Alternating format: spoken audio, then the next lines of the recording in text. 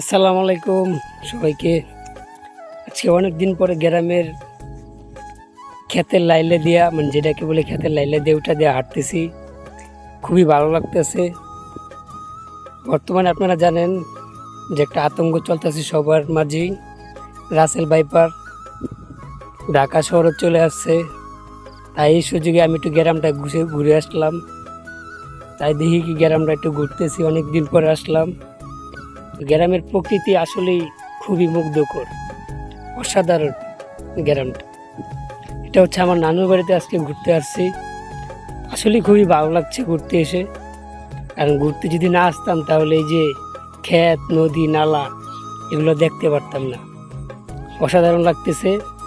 যারা আমার ভিডিও দেখে নিয়মিত, সবাইকে আসসালামু আলাইকুম, এবং আমার ভিডিওগুলো শেয়ার করে দিবেন এবং আমার পেজে সবাই ফলো করে দিবেন।